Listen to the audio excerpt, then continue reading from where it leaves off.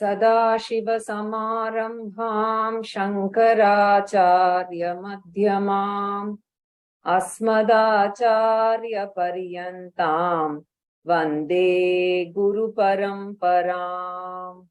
Om Param Varishtam Brahmishtam Paramananda-rupinam Paramarthananda-yatim Sadgurum Pranatosmyaham.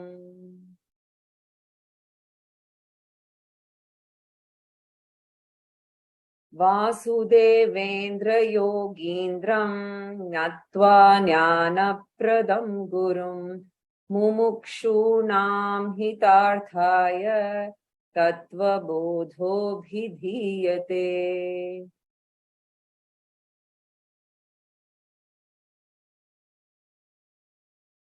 Suvarna Bhagini, you can chant after me. Etesham panchatattvanam madhya akashasya. Etesham panchatattvanam madhya akashasya. Rajasamshad vagindriyam sambhutam. Rajasamshad vagindriyam sambhutam. Vayo rajasamshat panindriyam sambhutam. Vayo rajasamshat panindriyam sambhutam. Vanne rajasamshat padendriyam sambhutam. Vanhe rajasamshat padendriyam sambhutam. Jalasya rajasamshat gudendriyam sambhutam. Jalasya rajasamshat gudendriyam sambhutam. Prithivya rajasamshat upastendriyam sambhutam. Prithivya rajasamshat upasthendriyam sambhutam. Etesham samashti rajasamshat panchaprāṇah sambhūtāha. Etesham samashti rajasamshat panchaprāṇah sambhūtāha. So the author is now talking about the manifestation of the entire universe out of its potential or seed condition. And the seed condition of the universe is called Maya or Prakriti or Avyaktam or Karana Prapancha. All these different names are there. So we will retain most commonly Maya and Karana Prapancha. But this Maya, as we have seen, doesn't have a beginning, and this contains everything in unmanifest form, and at the appropriate time, the universe emerges out of Maya. First group of evolutes for manifestation being the Panchabhutani, the 5 subtle elements. Since Maya has got the 3 gunas, Sattva, Rajas and Tamas, these 3 gunas will flow into the 5 elements also by the rule of Karana Gunaha Karyam Anuvartante. So the features of the cause will inhere the product also. So therefore the 5 elements have also got Sattvika, Rajasa and Tamasamsha. And out of these 5 subtle elements alone, the organs, all the organs of the Sukshma Shariram, that is the subtle body, are created. And that is what we've been seeing, right? So the Sattvika part of the 5 elements individually taken, right, are responsible for the manifestation of the Pancha Jnanendriyani, sense organs of knowledge. They are 5, right? So from individual Sattva Guna, Jnanendriyani are born. That's the first. Similarly, from the Rajasic, before that, from the Samashti Sattva Guna, that is the total Sattva Guna, the 4 internal organs called Mano, Buddhi, Chitta and Ahankara, they are born out of the total Sattva, because mind has to function behind all the Jnanendriyani, right? So similarly, from the Rajasic part of the 5 elements, the 5 Karmendriyanis are born. So the organs of action are born, right? That's the next one we saw. And then from the total Rajoguna of the elements, the Prana Tattvam is born, right? The Pancha Prana, because the Prana has to give energy to all the Karmendriyani, and Pancha Pranas we've already seen, right?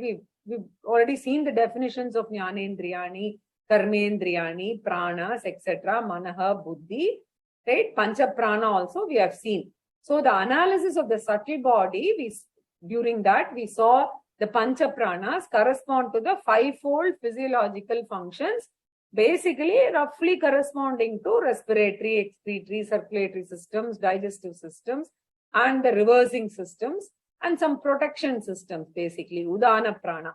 So all the organs are born out of the Sattva Guna and the Rajo Guna of the 5 elements. Now what is left behind?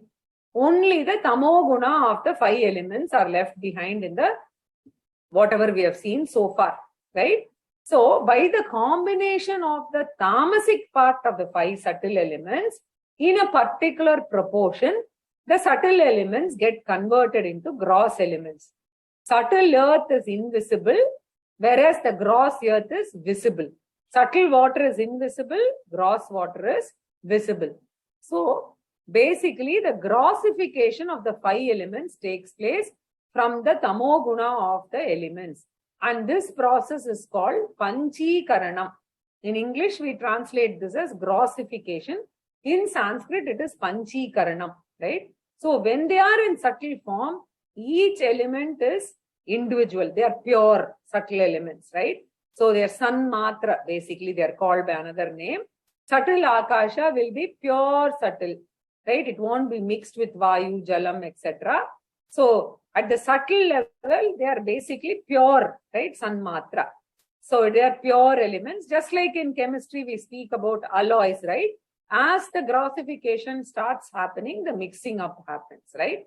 So thus, gross Akasha will never be Sanmatra or pure Akasha. It will be an alloy which will contain the other 4 types of elements also. So gross Vayu will have basically all the 5 elements. Gross Akasha will have all the 5 elements. We'll see in what proportion, etc. So this process is called Panchikaranam.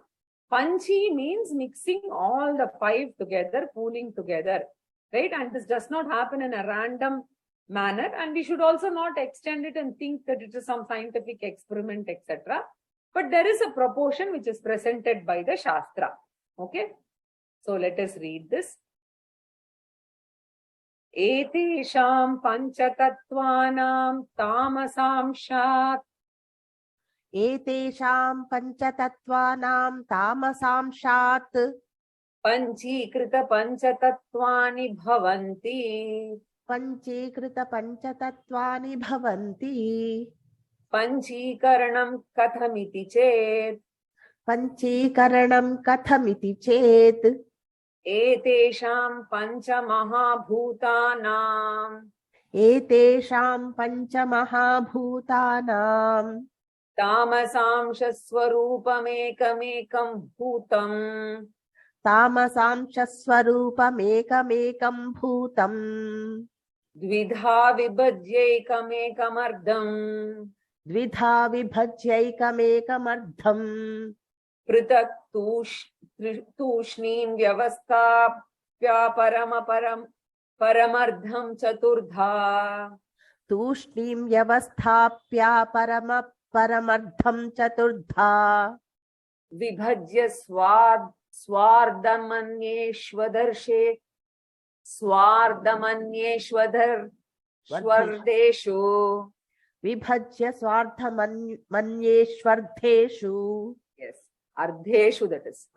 So Yeah. swabhaga chatushtaya samyojanam karyam. Swabhaga chatushtaya sanyojanam karyam. Tada panchikaranam bhavati. Tada panchikaranam bhavati.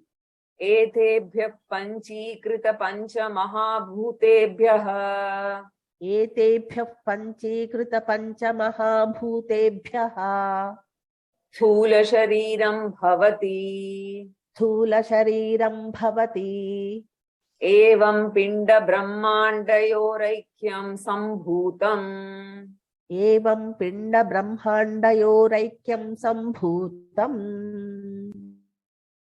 So, etesham panchatattvanam tamasa amshat panchikrita panchatatvani bhavanti. You can very easily understand this part. So, basically, from the tamo guna of the 5 subtle elements, tamasamshat, from the tamasic part, because sattvic and rajasic are already exhausted. We have completed the discussion, right? So, the tamasic part is utilized for the panchikrita panchatatvani. Panchikritam means grossified. So, just as in modern science, we talk about energy itself becoming matter and matter becoming energy, right? Something like that you can relate to. So, similarly, Sukshma Bhutani is getting converted into Sthoola Bhutani, and that is called Panchikaranam. Now, Panchikaranam Katam iti chet, right? How? How does the grossification take place? Suppose there is a question like this, then the procedure is as described here, right? Starting from etesham pancha mahabhutanam tamasamsha swarupam ekam ekam bhutam dvida vibhajya ekam ekam ardham pritak tushnim vyavastapya aparam aparam ardham chaturdham vibhajya swardham anyeshu ardeshu swabhaga chatushtaya samyojanam karyam. This is basically an equation that is being stated here. Okay. So we will see the equation in a pictorial form so that we understand this in a very simple manner. First, we have to take the tamasic part of all the 5 subtle elements. Ekam ekam bhutam dvidha vibhajya. So each element is divided into 2 equal halves, right? So then of the 2 parts, ekam ekam ardham pritak tushnim vyavastapya. You keep it away separately, right? 1 half you keep, other half you keep it away. And then what do? You divide that into 4 parts. Okay. So what happens? 1 part you have retained as that half part, and the other part you have divided into 5. So this is actually, it is only having 1/8 basically, because this is 50%. The rest 50% is divided into 4. 12.5, 12.5 each. That is what he is saying there. Okay. So this is the tamasic part of the Akasha is divided like this. Then you have the 5 parts of the Vayu, right? I've used the first letters of the elements except for fire because I didn't want to use A again. So Agni represented by F, fire. Then the tamasic part of Jalam, right? That is also divided into 5 parts. Then the tamasic part of Prithvi, right? All 5, you have kept it divided like this just to show this is what is said in Sanskrit there, right? So, what is said here? Ekam bhutam vida vibhajya ekam ekam ardham pritak tushnim vyavastapya aparam aparam ardham chaturdham vibhajya. That means this half is divided into 4 further, right? So, now thus we have got, if you look at it, we have 1/8 bit of Akasha, we have 4 1/8 bit of Vayu, 4 of fire, right? 4 of all of them, Agni, Prithvi, Vayu, Akasha, Jalam, right? So, Swadharmanyeshu Ardeshu, Swabhaga Chatushtaya Samyojanam. So, what is said here is, you have to take 4, right, bits of Akasha, right? These 4 bits, right? These 4 bits, and you are going to mix them here. This you are going to retain. This 1 bit you are going to retain here. These 4 bits you are going to merge with these, right? So, and these 4 bits should be joined in the half of the other 4 elements, right? So, we have got 5 halves.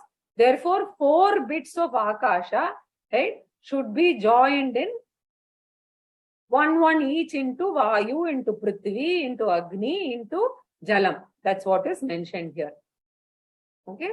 So, if you see, Vayu will get 1 bit of Akasha, Agni will get 1 bit of Akasha, Jalam will get 1 bit of Akasha, and Prithvi will get 1. So what will be that composite entity, right? So you will find for each element, so let us take Vayu as an example. You will find Vayu will have half of Vayu and it will have 1/8 of Akasha, right? 1/8 of Agni, 1/8 of Jalam, and 1/8 of Prithvi, right? So similarly, all the elements we distribute. So there will be 5 groups, right? Except that, right? You see, these are the ones that are going to get mixed together, right? The 1/2 of Akasha with 1/8 of Prithvi, 1/8 of Agni, 1/8 of Vayu, and 1/8 of Jalam. And what happens? It comes together like this. So the 5 composite entities, each one will have half of one element and 1/8 of the other 4 elements, right? So in summary, basically, after grossification, gross space will be a mixture of all 5 elements, but the composition will be what? It will have half space, 50% will be space, and rest of it will be 12.5% of 4 of the other elements. So similarly, gross air, gross fire, gross water, gross earth, all of those, if you see, it will be half plus 1/8, 1/8, 1/8, 1/8, right? So each of the 5 gross elements are formed this way. Now, the name of the gross element will depend upon the dominance of the element, right? So, in gross space, 50% is space, therefore we call it space. Sthoola Akasha, we call it Sthoola Akasha because 50% is space and the rest of it is mixture, right? You must just remember that. So, when we say gross space or Sthoola Akasha, Sthoola Vayu, you have to remember that it is 50% mainly and the rest of it is a mixture, right? That's all you need to know. So thus, if you see this stage of creation, you will just go through what we just went through, right? So the sattva, in summary, the sattva part contributes to the sense organs of knowledge, right? Mind, intellect, memory, and ego comes from the composite sattva part, this side, right? So this is the sattva part individually giving rise to the jnanendriyani. The composite sattva part giving rise to these 4 elements. Then similarly, you have the rajo part of each of the elements giving rise to the karmendriyani, and all of them put together giving rise to the pranas. And then, of course, the tamas part of all this through a process of grossification giving rise to the gross elements. Right? So grossification takes place, and now we have got Pancha Sthoola Bhutani. Right? So then what happens?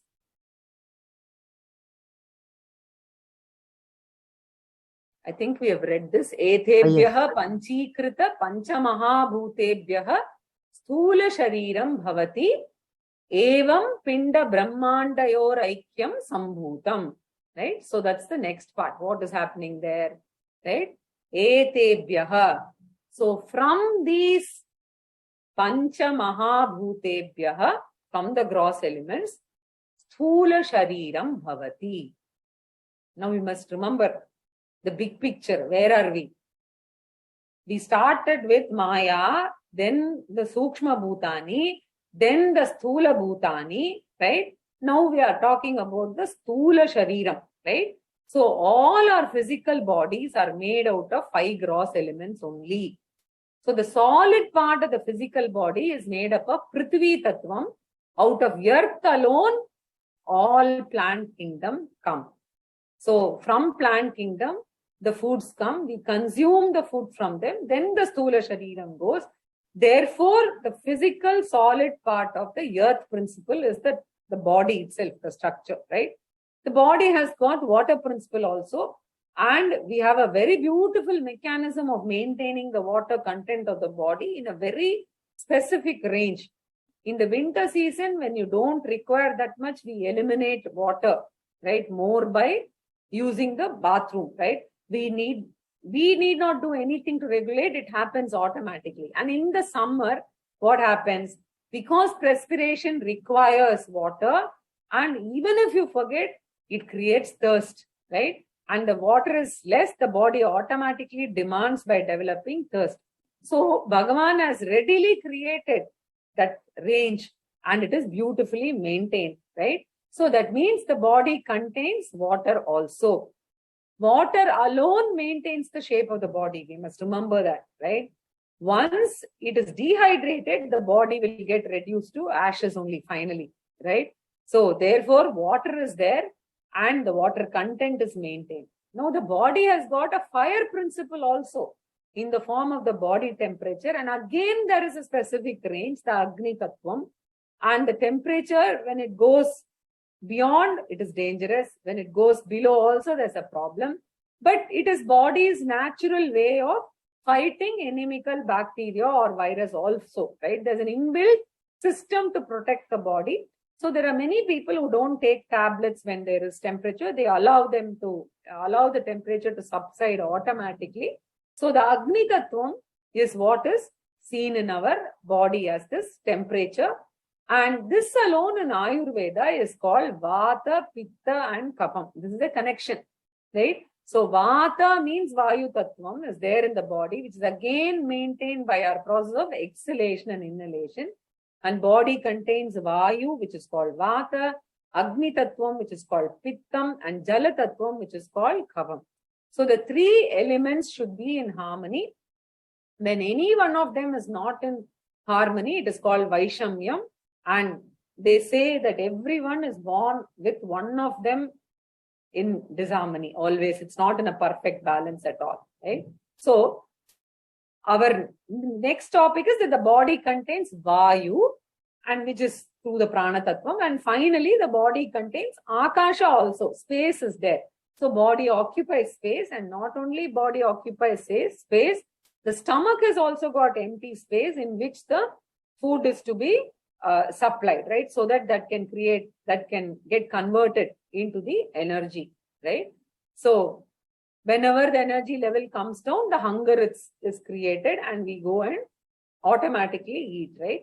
So it is very important that as per Shastra, there should not be any discomfort after eating. You should feel the same kind of lightness and you should be able to walk around.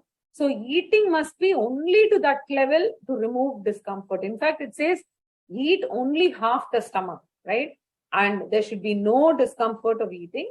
So we basically replace the discomfort of hunger by the discomfort of eating, right? We should be just comfortable. Body has got Akasha. Thus, every physical body is made out of Panchabhutani. And in Sanskritam, this is called Bhautika Sharirani, right? So it is any physical body, whether it is Manushya Shariram or animal Shariram or plant Shariram, right? Plants are also considered to be living beings. Bacteria, everything, they are all, or even the celestials in the heaven are all living beings, right? So Bhautika Shariram only.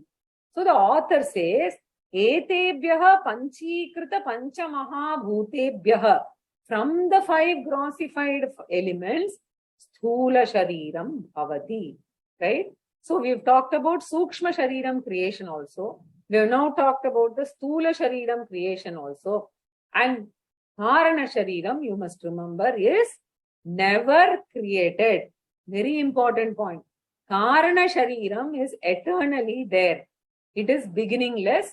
Karana Shariram will go away only at the time of liberation. So Sukshma Shariram will resolve at the time of Pralayam. Sthoola Shariram will resolve at the time of Maranam. So Sthoola Shariram has shortest life. Sukshma Shariram has longer life up to Pralayam. Karana Shariram has longest life. It survives several Srushtis and several Pralayam. Only when a person comes to Vedanta and gets spiritual enlightenment, which I will be discussing in detail in the later part of Tattvabodha, only at the time of enlightenment, when the Jnani passes away, at the time of death of the Jnani, the Sthoola Shariram, Sukshma Shariram and Karana Shariram will go. Therefore, what we must remember is Karana Shariram is never created, but Sukshma Shariram is created. And for every Janma, of course, the Sthoola Shariram is created. Of this, Sukshma Shariram and Karana Shariram are invisible. Sthoola Shariram is very much visible, right? That we must remember. Karana Shariram we can never see. Now, we might wonder, we have seen Karana Prapancha, we have seen Sukshma Prapancha, we have seen Sthoola Shariram, Sukshma Shariram, Karana Shariram. What about Sthoola Prapancha? We just have to add, the author doesn't say, because it is understood that from the gross elements only, the Sthoola Prapancham, the gross universe, is also created, consisting of the mountains, the rivers, the external atmosphere, etc. They're all created out of Sthoola Bhutani only. So therefore, we should say Bhautika Shariram and Bhautika Prapancha. And according to Shastra, our world, right, is only one of the worlds which is created, right? So they talk about Chaturdasha Bhuvanani, basically Bhuloka, Bhuvarloka, Suvarloka, Maharloka, Janaloka, Tapoloka, and Satyaloka. 6 upper worlds are talked about, and we don't experience them because our sense organs are not designed to experience them. And all the higher lokas are supposed to have, people are supposed to have better body, better sense pleasures, right? Exactly like how here our, say, dogs, buffaloes or donkeys, they are not able to, say, appreciate good music or good dance performances, etc., right? Something like that. So they have superior sense organs with which they can enjoy much better sense pleasures, right? And the 7 lower lokas are also talked about. Atala, Vitala, Sutatala, Mahatala, Talatala, Patala. 7 lower lokas and 6 upper lokas. And 1 in between in which we live, that's the Manushya Loka. So totally Chaturdasha Loka are created out of Pancha Sthoola Bhutani, right? Then Evam Pinda Brahmandayoho Aikyam Sambhutam. So then comes the conclusion of the Srushti itself here. The Srushti topic is coming to an end. Pinda Brahmandayoho Aikyam Sambhutam. So Pinda, basically this anda should be read twice. Pindanda and Brahmanda. Pindanda means microcosm, right? What I kept talking about is Vyashti, and Brahmanda is Samashti, the macrocosm. So Pindanda consists of Sharirani, the 3 Shariras. Brahmanda means the macrocosm consisting of the 3 Prapanchas. So Pindandam, gross body, subtle body, causal body. Brahmanda is gross universe, subtle universe, causal universe. Both of them are identical because both are made up of the same raw material, Panchabhutam only. That's how he's concluding this section, right? So whether it is subtle body, subtle universe, whether it is gross body, gross universe, all of them, right, are Pancha Bhautikam, or coming from the Pancha Bhutas only, right? So even the causal body, it is the same thing in potential form, right? So thus we've got 2 sets, Karana, Sukshma, Sthoola Shariram, Karana, Sukshma, Sthoola, Prapancha. And they are all in pairs, right? And basically, are they Chetanam or Achetanam, conscious or not, right? If you see, right? So Karana Shariram, Karana Prapancha, Sthoola Shariram, Sukshma, Sthoola Shariram, Sthoola Prapancha, Sukshma Shariram, Sukshma Prapancha, all the 3 pairs by themselves, very important, are material in nature because they have been made out of these 5 elements only. So therefore, by itself, they can only be inert, whether it is micro or macro, all of them can only be inert, right? So if you remember the chart, and I will show it up again shortly, on the top you have Brahman, right? The Brahman principle alone is the consciousness principle, and at the macro level it is called Brahman, and at the micro level it is called Atma, right? And it is only one all-pervading consciousness, which is not a part, product, or property of the body. It is an independent principle which pervades the material body and makes the inert body sentient and alive, right? Very important principle. It's an independent principle which pervades and enlivens the material body. It is not limited by the boundaries of the body. The consciousness pervades all the three pairs and the entire cosmos of three pairs. Same limitless one infinite consciousness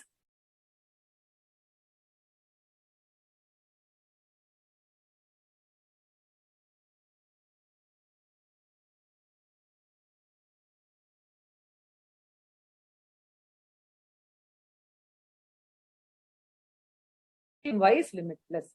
So body will die, but the consciousness pervading the body will not die, right? So najayate mriyate va kadachit nayam bhutva bhavita vana bhuyaha in Gita. Ajo nitya shashvatoyam purano na hanyate hanyamane sharire. In chapter 2, we see, and in fact in the trailer, if I remember right, this was the verse I used. Here it is referring to the Atma or the Brahman, right? Which is najayate mriyate va kadachit. Doesn't have a birth or death, right? Whereas the immediate verse following this, which has vasansi jivnani yatavyani, there it refers to the basically the Jivatma. We'll come to it later. We will understand the differences, right? So you have to remember that there is just one consciousness and three pairs of material principle. So the three pairs together constitutes the cosmos or the universe, right? So now the author wants to enter the next topic. So he is introducing Jiva and Ishwara. So we have seen three Shariranis, three Prapanchas, we have seen Brahman, we have seen Atma. Now two crucial words are being introduced, Jiva and Ishwara, right? So we have covered three topics in the text. We have covered preparatory disciplines or sadhana chatushtayam. We have done Vyashti Vicharaha, that is understanding all of the Shariratrayams, etc. Then we have understood creation, the Samashti Vicharaha, and then now we are coming to Jiva, Ishwara, Aikyam, which is a very, very important topic. Bhagini, you can chant after me. Sthoola Sharirabhimani Jivanamakam Brahma Pratibimbam Bhavati. Sthoola Sharirabhimani Jivanamakam Brahma Pratibimbam Bhavati. Saeva Jiva Prakritya Swasmadishwaram Bhinnatvena Janati. Sa eva jiva prakritya swasmadishwaram bhinnatvena janati. Avidyopadis sannatma jiva ityuchyate. Avidyopadhis sannatma jiva ityuchyate. Mayopadis sannishwara ityuchyate. Mayopadhis sannishwara ityuchyate.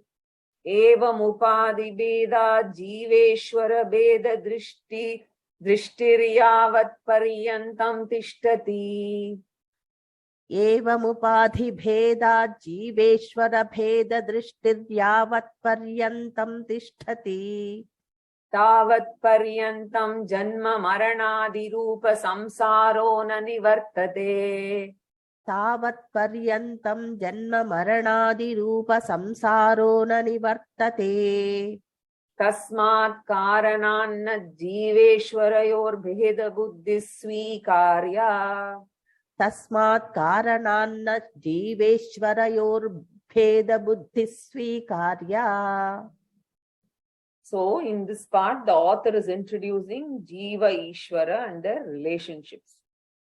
So Jiva means individual living being. So Jiva in English should be translated as individual living being, and Ishwara is generally translated as God, right? So God is Ishwara, and then we have Jiva, which is the living being. Now we've already talked about one universal consciousness. which was named Brahman or Atma, which for now, for ease of our discussion, please remember, we will start calling it OC, original consciousness, right? The very original consciousness pervades the body, and that pervading consciousness makes the body, right, the material body, into a sentient body. It makes it a functioning body which is capable of self-awareness, right? So self-awareness means what? I am. That I am feeling is self-awareness, right? So when the consciousness pervades the body and enlivens the body, that consciousness, right, which is a functional consciousness, which is pervading the body, that part, right, I shouldn't use the word part, that functional consciousness, we call it an empirical consciousness or also a reflected consciousness. And that's the part which makes the body function. And this empirical functioning, that which makes the body function, is given several names. Here the author calls, right, the OC which is manifested in the body or reflected in the body, a Sanskrit word is used here, which is Brahma Pratibimbam. Like what? When I stand in front of the mirror, my own reflection is formed in the mirror, which is called Pratibimbam, Mukha Pratibimbam. At macro level, basically it is what we see, the Brahma. Here you see your face, that is Mukha Pratibimbam. Right here we are referring to Brahman's reflection, basically in the body, right? So this is exactly like the moonlight that we experience upon the moon. Now the moonlight belongs to whom? Even though moonlight is on the moon, it is the sunlight reflected on the moon which makes the non-bright moon into a bright moon. So thus we give it a name, new name, moonlight. Even though we know it is sunlight, for the sake of transaction, we give it a name, moonlight, right? So moonlight is nothing but what? Surya Pratibimbam, basically, right? So we must remember that. So here the scriptures say that the original consciousness gets reflected in every living being, every living body. That is called Brahma Pratibimbam or Atma Pratibimbam or Chaitanya Pratibimbam. And Pratibimba is not all pervading. Very important. The reflection is not all pervading. It is only in the body, because reflection is there where there is reflecting medium. And this reflected Brahman or reflected Atma or the reflected Chaitanyam is given a name by the Shastra, and that name is Jiva or Jivatma. Very important, right? So basically Jiva, Jivatma is nothing but Brahman reflected in the individual Sharira Trayam. Why a new name? Exactly like moonlight. For transaction, we name it moonlight, right? So if you see here, Sthoola Sharira Abhimani Jiva Namakam Brahma Pratibimbam Bhavati Saha Eva Jivaha, right? So OC reflected in the body, which enlivens the body, is called Jivaha. Similarly, the OC pervades the entire universe also. And pervasion of the OC as the empirical consciousness in the universe means what? Which is reflected in Sthoola Prapancha, Karana Prapancha and Karana Prapancha, right? Basically Sthoola, Sukshma and Karana Prapancha. This entire universe becomes like a cosmic organism, right? So it is a reflection in this cosmic organism, and just like, and the cosmic organism is functioning in an orderly manner, governed by so many natural laws. So just as the body is alive and so many living functions are happening, right?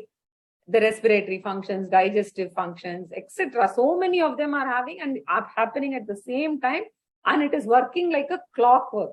All the natural laws are functioning, right? So similarly at the universe also, it is all functioning. The natural laws are functioning.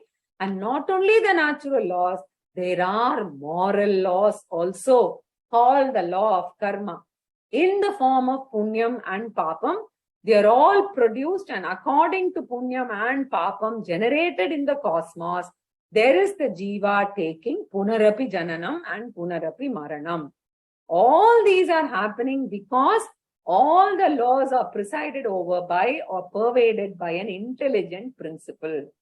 The so-called intelligent principle, the consciousness reflected or pervading the cosmos, right? And it is working perfectly according to the laws, and that is called the Ishwara Tattvam. So who is Ishwara? The consciousness which is pervading the cosmos is called Ishwara. Right? If you remove the cosmos, the same consciousness is called Brahman. Remove the moonlight, the light is called sunlight. Place the moon, it is called moonlight. Thus, one consciousness pervading micro is Jiva, pervading the macro is Ishwara. So one maintains the individual laws, another maintains the cosmic laws, right? So this is the exact meaning here. So what is the definition of Jiva? The author says, when the all-pervading consciousness pervades the individual Sharira Trayam, it is able to manifest as sentient consciousness, making the inert body into a live body, capable of self-awareness. So self-awareness is expressed in the form of I am, right? So when I'm listening to this talk or when I'm speaking and when I'm understanding, right? That is self-awareness. What I am aware of continuously changes. That I am aware, right? It is constantly there. So this self-awareness is because of this consciousness which is pervading the body, and it manifests as an individual living being. So the manifest consciousness is called Pratibimba Chaitanyam. The all-pervading consciousness or the original consciousness, OC, is called Bimba Chaitanyam. So the very same thing manifested in the body is Pratibimba Chaitanyam. So thus in every living being, there are two consciousnesses. One is the all-pervading, the original consciousness, which is always there. In addition to OC, there is also RC, the reflected consciousness, and the RC will be wherever Sharira Trayam is there, all of them, the reflections are available.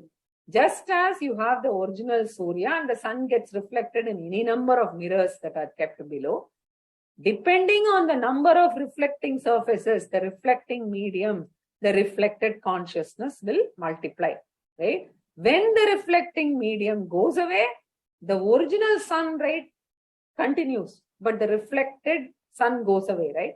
So similarly, when the reflecting medium goes away, the reflected consciousness is not available. I'm using the word not available, but OC continues, right? So basically, we'll use these short forms. OC is original consciousness. RC is reflected consciousness. RM is reflected medium, right? So RC is many. OC is one. OC doesn't arrive and depart. RC is subject to arrival and departure along with the body-mind sense complex. So when the RM travels from one place to another, RM means the body, right? Body-mind complex, sense organs, everything. RC also will move from one place to another. So OC is one, RC are many. OC is not subject to arrival, departure. RC is subject to that. OC doesn't move from one place to another. RC will move from one place to another. So when you talk about Punarapi Jananam, Punarapi Maranam, the Jiva traveling from one loka to Pitriloka all the time, we are referring to the traveling reflected consciousness. And we have to notice the differences. That is Ekam, this is Anekam. That is Nityam, this is Anityam. That is Chalam, one is Chalam, the other is Achalam. So we have in the manifested consciousness, one more thing, gradations also. Why? Depending on the nature of the living beings, the manifest consciousness will have a gradation also, depending on exactly whether the medium is dull, whether it is bright, etc. Just like the mirror, right? If the mirror is dull, then you'll have a dull reflection. Like in the morning when you have a bath and there is steam, the reflection is very dull. It's not visible at all, right? Because the medium is very dull, right? So the OC remaining the same, the manifest consciousness gradually becomes dull depending on the reflecting medium. So there is fluctuation. And when a person goes to deep sleep state, the consciousness is very, very, very minimally manifest, right? And when some people go to vegetative state, they are not aware of the surroundings. All these fluctuations are not due to fluctuations in the OC, because OC is changeless, ever there. Manifest consciousness can fluctuate, right? So if you take different living beings, you go to animals, their awareness is slightly lesser than humans, right? So if you bring basically a dog or something to, a music, an orchestra session or something, they will not be able to understand anything, right? Because the RC in animals becomes duller and duller. And then you go to microorganisms, it becomes even duller, right? So, and then you go further to your plants, it is even more duller, right? And some of them will have distortions also. Some will have good ones, some will have bad ones. Depending on the mind and thought, good thoughts are there. In some noble living beings, you also have bad thoughts, right? So, gradation in RM and the consequent gradation in RC, the author says, right, that this RC, right, you should accept that there will be gradations, and this RC is called Jiva, which is Chaitanyam reflected in RM. Thus, Jiva is neither RM nor OC, but is RC, which is graded depending upon the RM. So the RC, the reflected consciousness itself, is divided into three, just for academic information only, right? In some other concepts, they may require some more discussion, but because we keep using this. So the RM is threefold: Sthoola Shariram, Sukshma Shariram, and Karana Shariram. So there will be three reflections formed, right? RC1, RC2, and RC3. All these three put together is called Jivaha. So there are reflections in each of the Sharirams. All three put together is called Jivaha. So if you see, the Shastra talks about the OC manifesting in the Prapanchatrayam also correspondingly. So just as we saw that these are three different RCs which are reflecting in the causal body, subtle body, and gross body, the Ishwara side also, in all the three prapanchas, you have this reflected consciousness, right? Now, because of all this, the universe is functioning in a harmonious way, right? And we are able to predict so many natural laws govern what things like eclipse, the revolution, the rotation, all of that, right? Of the earth, etc. So the universe is governed by cosmic natural laws. And at atomic levels also we have genetics, etc. Right? All of them, they're all natural laws. The Shastra, in addition to all these laws, talks about moral laws, right? And that is very important. That is where we find it definitely different and throwing some light here. So the moral laws are what we refer to as the law of karma.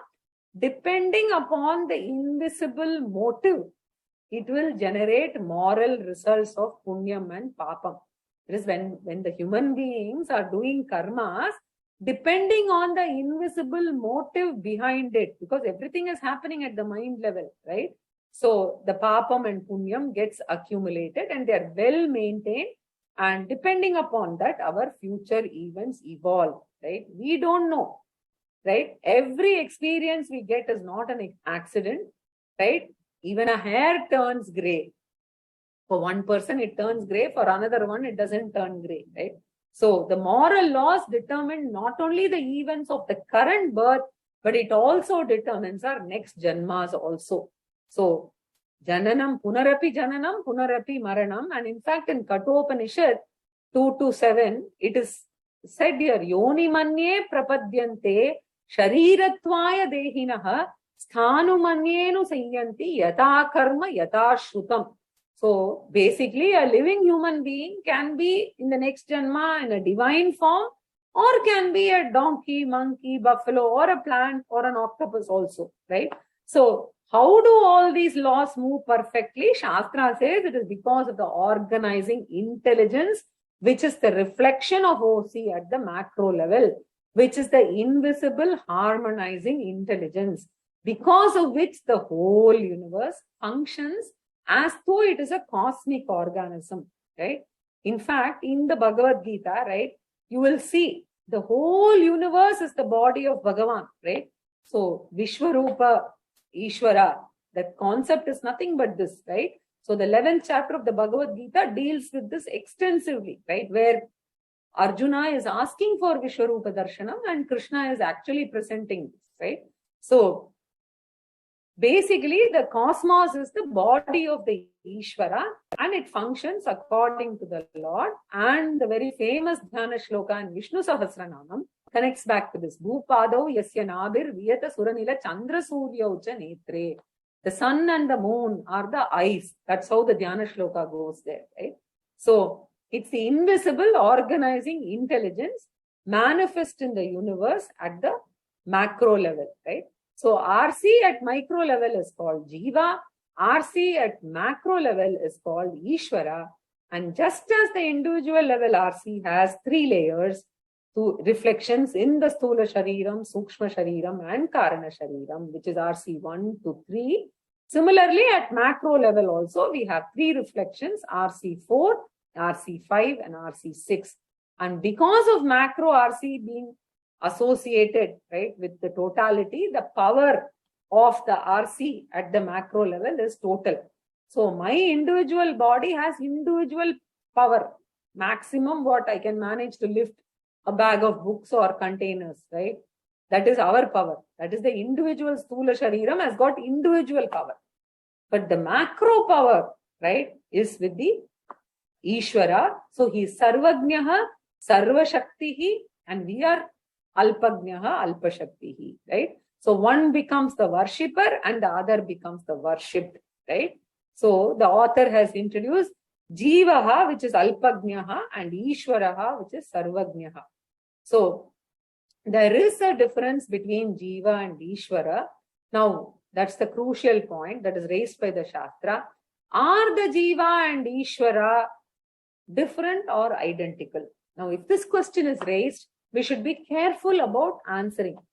They are different when you look at it from the RM standpoint. Both of them are diagonally opposite because the reflecting mediums are totally different. One is very dull, the other is extremely bright with all the Kalyana Guna, as they say in the Vishishtadvaitam philosophy, right? So the RC in the Jiva definitely be dull as compared to very, very much limited and dull as compared to the reflection in the macro, right? The Sarvajna, which is RC at macro level is Sarvajna. But when you look at it from the OC perspective, because RC is only an appearance, right, in the reflecting medium, from the OC angle, Jiva and Ishwara are one and the same only. Not only one and the same, right? They are eternal. Basically, that OC is eternal and immortal. So RM is mortal, RC is mortal, OC is immortal. And Vedanta says in life, all our problems are based on this mortality alone. Death, fear of death, right? Sense of insecurity, threat from external factors, all of them comes only from this. That's what Vedanta says, right? We are worried about old age, security, all of this. And Swamiji calls it the federal problem, right?